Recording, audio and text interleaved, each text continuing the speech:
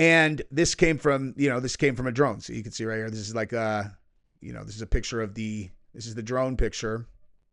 And then, you zoom in, he looks up, and that is that gentleman that you are looking at. So as the title says, there is a picture that I had never seen before that supports the idea that just maybe Jeffrey Epstein, you guys may maybe have heard of him, notorious scumbag, agent of an international country, leveraging the worst instincts of men and the slow, kind of breaking down of their principles and ethics in order to entrap them into doing some of the worst things they could possibly do. So you could hold that over their head and take whatever power they have and make it yours. So, that guy who supposedly, after, decades of just pulling off entrapment of the most powerful people in the world, and somehow was never, in any danger of, he got arrested, and that was the thing that just did him right in. Couldn't figure out a way out of it. Somehow avoided murder for 30 years, but couldn't figure out a way out of an arrest, right? So he had to just do himself in, right? Except that I never believed that. And now there's actually photographs that I just got sent that were taken from a drone after he was supposedly on Little St. James. And it definitely appears to be him, to me. Like, certainly looks like him to me. Taken from, above. He happened to look up. You get a good look at his face. Taken after supposedly dead. Now, I'm going to tell you right now, I never once believed he was dead. Never. So we're going to take a look at that. And that is what we're going to do. But we're also going to obviously talk about Trump doing a 180 on the entire thing. And now he's like, release all of the files. Release them. Hey, forget about what I said. Let's just get it all out, right? Let's get it all out. It's like, all right, well, and honestly, I'm going to enjoy discussing that part because it's so funny how people interpret this stuff, dude. It's like, that is on the enigma that is the current president is that he is this walking example of how people interpret things, right? Like that, I mean, more than anything. So you'll get people, I mean, I consider all these people smart. Let me take that back. Some of the people are smart who I'm like, man, you see that in there? And I'll interact with them on other topics. And I'm like, huh, you seem to be able to decipher that, but they're just like oblivious to it. Like if they are super hardcore Trump loyalists, it's like they cannot see it. Like they can't see things that are right in front of them about him. And the same thing if they hate him, where you're like, you can't. It's just very interesting. But we're going to talk about why I believe he did a 180 and what is going on there. But I want to start right here because as I have done a good job, I hope, of killing 3 minutes of time before I played this, we're going to start with this video that came out from the survivors of that gentleman who may or may not be alive, because I don't want people to lose sight of why it's so important that these files get released. Okay. Like it is important. It matters. It matters a lot. Okay. And when you get into this politics stuff, the people who are, I mean, honestly, to be perfectly honest, I don't hear anyone who is arguing to keep them secret. Like no one who is not currently in government and have some kind of corrupt reason. Everyone else, if you're a Democrat or an independent or whatever, and you think that you have seen like articles or whatever, oh, the Republican, hey, these MAGA people, they want to keep it all buried. Who wants to keep the Epstein files buried? Like actually give me a name of someone you've seen say that so that I can go verify it, and then I will torch them. I will burn them alive. Like not literally, but because there's no excuse for that at all. This matters, and this is why. And now 4 minutes in, I think it's okay for me to play this. All right, so we're going to hear from them, and then we're going to get into the story because this seems to be getting lost in the shuffle.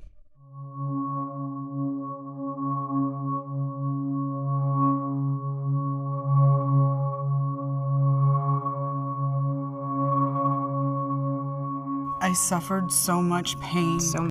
That girl right there, I suffered so much pain. That one, she is in the documentary, one of the documentaries that I saw, and the way that if you guys have heard me recently consistently talking about stomping out flowers, like when I talk about like taking something pure and then dirtying it up. And I say, like, I'm not into stomping on flowers. You know what I mean? Like that, when an inexperienced girl, or, the whole reason you don't do this, even if the 17-year-old is beautiful, not that, but like the reason you don't do that is because they're innocent and it's wrong. And it's like, stomping out a flower. That's exactly the words. Those are what she said. Those are the words she said. She said, I was a blooming little flower, and it's like he just stomped it into the ground.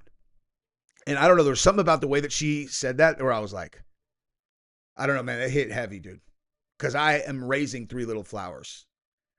Someone stomped them into the ground, and I looked in their face, and they turned from the wide-eyed, innocent little things that they are into kind of like that jaded look of a girl who's been hurt, which I can recognize instantaneously. It's like that's what these fucking people did, man. Like that's what these people did, dude. For no better reason than because they wanted to. They felt like it, I want that thing. You're like, you want that thing? Yeah, I want that thing. You're like, okay, well, everybody wants that thing. Do you have any ethics at all? Like every straight dude that's, not like all of them, but like, I'm just giving the example of like a 16, 17-year-old who is objectively like gorgeous, but it doesn't matter if she's you can't do it, dude. Like you cannot do it. Jesus, this is going to be hard, man. This part. I got through 14 seconds. So much pain. So much pain. I suffered so much pain. I was 14 years old. I was 16 years old. I was 16. 17. 14 years old. This is me. This was me. This is me. When I met Jeffrey Epstein. This is me when I met Jeffrey Epstein.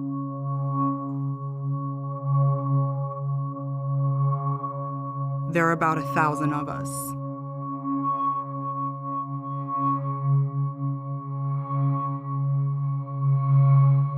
That look.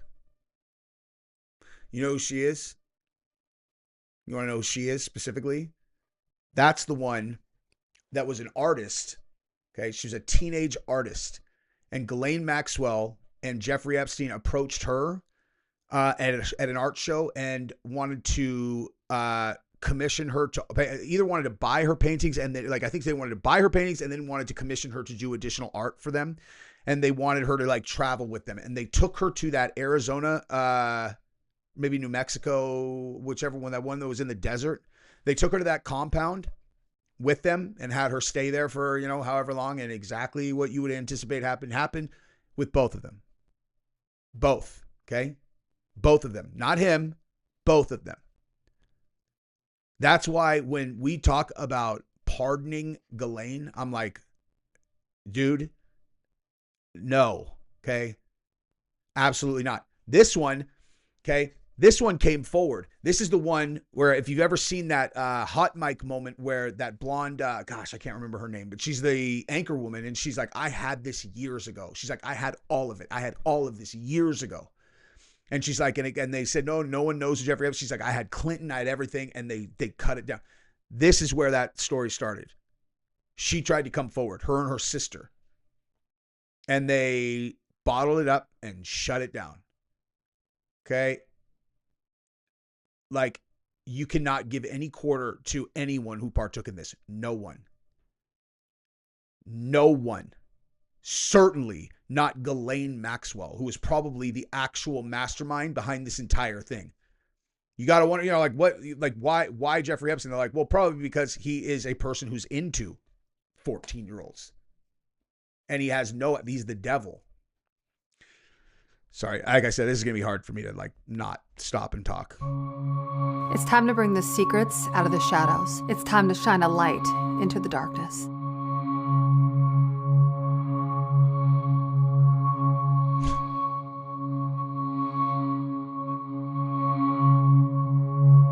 It's happening now. It's happening. And shame on every single person who was ever in a position to release that stuff and bottled it, and extra on anyone who was in a position to punish these people, and they buried it for whatever reason. Okay? Little girls, dude. You get to that level, what, nothing sacred in the entire world? Nothing? Like nothing sacred. Hey, listen, we're playing it. I listened to Andrew Bustamante one time actually speaking about this. And this is not a knock on him personally, but this is like, he was talking about dealing with a like a warlord in Africa, and how if they ask him, you know, if they ask a CIA agent for something, then they'll bring it to them, you know, in exchange for that information. Example being like drugs, or like a lover or whatever, like a slave lover or whatever. Well, since I had to just stop and edit that right there, why don't we take this moment to ask you guys to please subscribe to the channel and like this video and forward it to your friends if you think it's important. I appreciate you guys. And the CIA policy is you just get them what they ask for, because the information that they have is, it's greater good, right? Like it's greater good. So, you know, if you're going to go, you got to roll around in the dirt if you're going to be an agent. You know, it's not like Bustamante is saying like, oh, this is like a good thing. He's talking about what kind of environments that these agents deal in. And it's like, all right, well, that's pretty straightforward. What's straightforward? I'm not going to be a CIA agent. I'm not giving kids to anybody. You know, like I'm not getting in an environment where I have to make that decision ever. So, but when you get at the top of these, you know, you get into these worlds where these people have no repercussions for anything.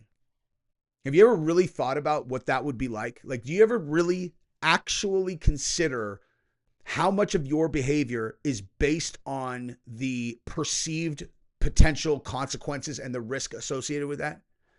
You know what I mean?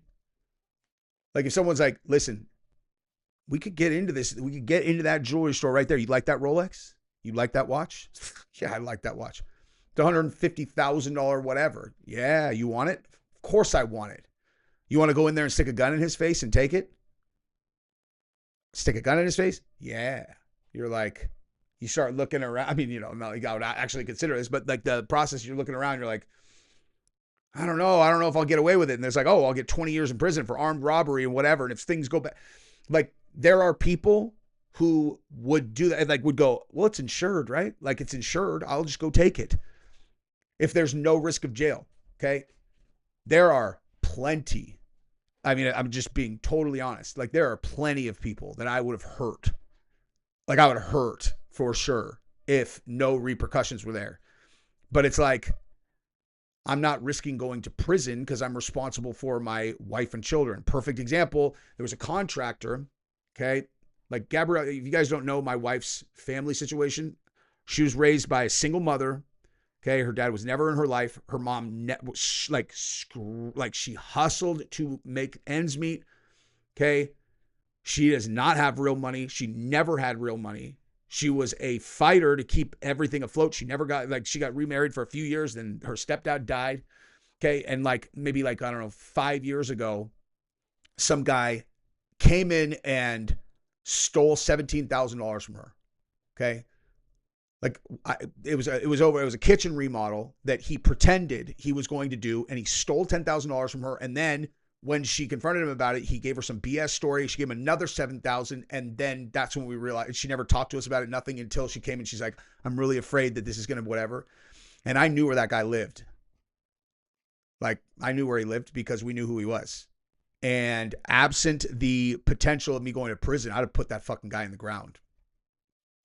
Bottom line, I would have probably given him an opportunity to pay it back with a very short time period for him to deliver on it. And what I ended up doing instead is fucking nothing and letting the police deal with him and arrest him eventually. You know? And the only reason is because of the potential consequences. That's the only reason. It's not tough guy shit. It's just a fact. And if you got put in a position where you have no repercussions for anything, and it's not even about like, oh, I'm protecting this. It's just like, oh, what do you want to do? It's like, well, hey, Yen, how about a barely legal girl? It's like a barely legal girl. They're like, oh yeah, we got them all over the place. Look, she just turned 18. And then all of a sudden it's like, what about a 15-year-old? They're like, ooh. And they just get used to doing whatever they want, you know, with no consideration of who gets hurt or why, because the reason why I wouldn't steal that Rolex is because I'm not going to stick a gun in an innocent person's face and steal their stuff. Okay. Yeah, of course I want the watch, but I'm not going to take it from an innocent person trying to make a living. Okay. And I certainly am never going to fucking take it from a young girl because she looks hot, as like she looks hot. You're like, she's 14, 15. It's like, yeah, I'm saying like, I'd be like, she's 14, 15. They're like, yeah. And I'm like, I would suggest that you start pretending that you're not attracted to her as soon as possible. So I don't, you know what I mean? If I wouldn't get sent to prison. All right. So that brings us to the headline story. Okay. Which is the Epstein picture that I had never seen before, which was photographed after he allegedly did himself in. Okay. So if you guys have never seen this, that would make you just like me. So this is from Luke Rodkowski. He's the one who actually went to Epstein Island and took the videos and all that stuff. And there you go. You tell me, dude. You tell me. What does that look like? Okay. Because looks an awful lot like Jeffrey Epstein. And I would imagine there's a lot of things on that island that he wouldn't want people to find, because here's the deal. Okay. When we're talking about the Epstein files being released, there's two sides of this. You have like the official investigation, and then you have the real stuff. Okay. The actual material that he collected for years and was handing off to who, right? Maybe our intelligence, but certainly the Israeli intelligence also. And this came from a drone. So you can see right here, this is like this is a picture of this is the drone picture. And then, you zoom in, he looks up, and that is that gentleman that you are looking at there. Okay. Now, again, we talk about this in relation to the new report that the Epstein files are going to be released, because Trump now is just like, go ahead and release them, go ahead and release all of them. And to set expectations, okay? So when the vote goes through to release all of the files, people are going to be excited, and I'm going to be excited also, because everybody who partook in this should be held accountable, no matter who they are, Trump or anybody else, if they partook in this, But my hopes are not super high, because my anticipation is that when you get into the really heavy stuff, they were probably in boxes, buried in like vaults, like in St. James or in his Florida house or whatever, or in his New York, like places that you would not be able to just find it if you raided his property. Okay. So, we all know that the FBI ended up on Little St. James taking boxes and boxes of things off of the island. Okay. Like FBI Little St. James raid. Okay. You're like, all right, let's see what they come up with. And here you go. FBI on Little St. James, and they took boxes and boxes of things out of there. Now, what's in those boxes? I don't know. But if you're assuming that is the most damning blackmail, maybe it is. But here's the other part of the thing that you need to keep in mind. What's the chain of evidence? Under normal circumstances, right? The chain of evidence, meaning like who had it. Am I saying the chain of evidence? Like, whatever, like who has it, like where is it, who has touched it, so you make sure that there's no funny business going on. Well, at the end of the day, like, we know that this guy was operating at a position where, like, the FBI director at the time very easily could have been completely compromised. And if that's the case, don't you think that they're going to get to that evidence, and before anyone has any time to really go through it, they're going to take the most sensitive stuff and they're going to go burn it? Okay. Or they're going to go take it off and they're going to give it to whoever. And there's not going to be any of it. It doesn't matter. Like, it doesn't matter what they vote for. You're talking about stuff that's above the government. You know what I mean? Now, there was enough stuff in the files, like, that have come out just in the emails for people to chew on, that I, of course, want all of the files to come out. And I want people to surgically go through them with a fine-tooth comb. And let's see what's what. Bottom line. You know what I mean? But that said, I don't know. I mean, I'm just like, let's at least, as we go through it, be realistic about what is actually in there, like who's implicated, and like, rather than looking for a reason that this means the thing you hope it means, look for reasons that it could mean something else. Okay. Like that's my whole thing. It's like people, because this is what I do all the time. People think that they're like, you're defending Trump. I'm like, I'm just doing what I always do, which is like, if this is this piece of evidence, even if it's against someone I don't like, I'm like, okay, well, how could that mean something else? Because I'm just trying to think it through from all perspectives before I decide, okay, this does mean that this person did X, Y, Z. You know what I mean? And I'll show you a perfect example of that here. Actually, I'll just show it to you right now, because either way, we're going to get to see the files, it sounds like. So I'll give you a perfect example of what I'm talking about right here. As an individual claim that is being like widely distributed all over the place, right? That's like, you guys, I can't believe it, but Epstein and Trump did Thanksgiving together in 2018 while Trump was president. And you're like, all right, well, like, he's the president. There's like a 1,000 people that are with him all the time. Like, he doesn't just get to like secretly do an Epstein dinner, and not have so many people know. But that's fine. Like, let's just say that he did do that, right? Okay, but then you find clips like this. Same thing. Women and money. Right. The reason why I asked that question is because, I started my relationship with Trump in 2005. And my relationship, obviously, with Trump lasted for about 13 years thereafter, till 2018, until my indictment. Right. And during that period of time, I never heard Jeffrey Epstein's name. I never saw Jeffrey Epstein not once in the office. I never heard Jeffrey Epstein on a phone call. this and listen again to this. Ended in 2004. There was a piece. Okay, so there you go. Right. Like, I mean, this is not like, you have to understand, like, you always have to think about who the source is too. Okay. Who has a bigger incentive to bury Trump than Michael Cohen? They're enemies. He has a show on the Midas Touch. He hates Trump. He thinks that Trump betrayed him, right? Hung him out to dry when he was just fixing a problem for Trump and let him get indicted, destroyed his financial life. He hates him. Okay. And he is like, I never once even heard Jeffrey Epstein's name. I never saw him in the office, never, nothing. Like, I know everything Trump was doing, and the guy didn't even exist. This is the guy who fixed Trump's problems. He never heard his name. Okay. I actually at least kind of respect Michael Cohen for being honest about that. But he's going over to his house for Thanksgiving.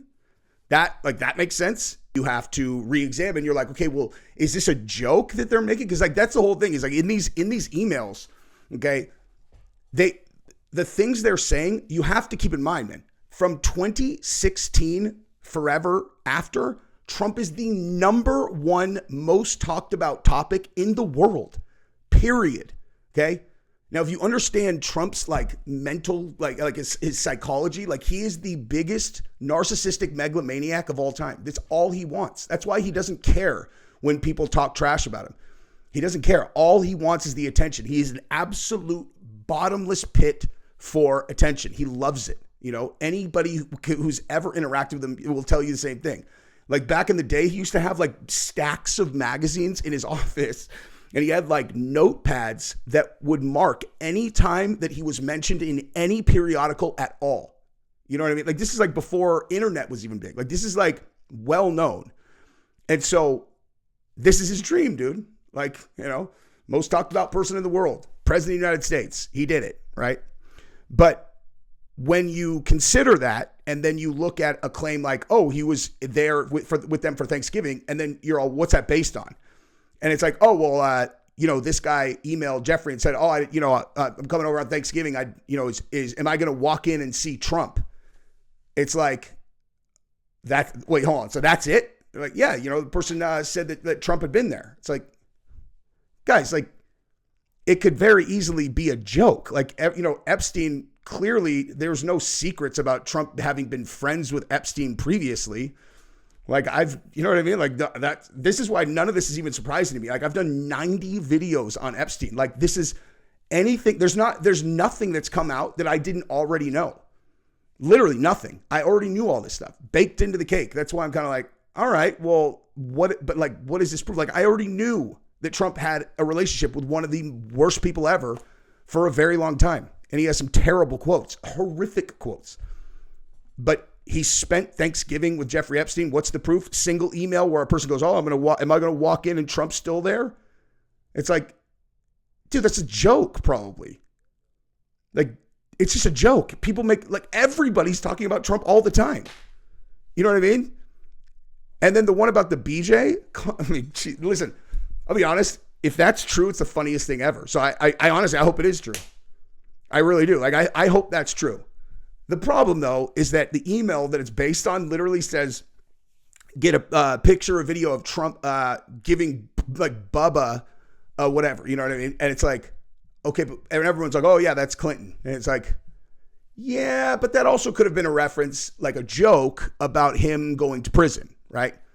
Because, like, that is, like, the most common joke. It's like, oh, and then you get a cellmate named Bubba. Like, how many people talk about a white guy going to prison and then becoming someone's girlfriend? Standard operating procedure. It could, I mean, like, listen, dude, if this sounds like some kind of, like, wholehearted defense of Trump and Epstein, you're not listening then. I am just an absolutely purely unemotional, objective person. And it's like, guys, hear what I'm saying, okay? I'm criticizing Trump right now. Ready? Trump is one of the most notorious womanizers of all time, okay? Do I have a lot of respect for people who just constantly cheat on their wives? No, not at all, obviously. And that's like what Trump is like widely known for. Like, he was constantly cheating on his wives with women, you know? And like, Hillary Clinton is his number one enemy ever. If he gave Bill Clinton, you think that they wouldn't have at least threatened him with some kind of like, hey, we all know you're gay. Like, we all know that. Okay. So like, you can read things and just see whatever you want in them, right? You can see whatever. I'm like, to be honest on that one, I kind of hope it's true, dude. Because a lot of my outlook on politics in general is just like, I don't care what any of these people are doing as long as they're not actively hurting people on purpose, because then I'll light them up. Like, I'll light them up for that. But I assume everybody involved in these things are all shitbags, of course. What kind of person wants to become the president of the United States? Unless they are, like, the people who should be president are people who do not want to be president. And you have to force them into it. You have to like walk them up to the thing and be like, the country needs you. This is dire.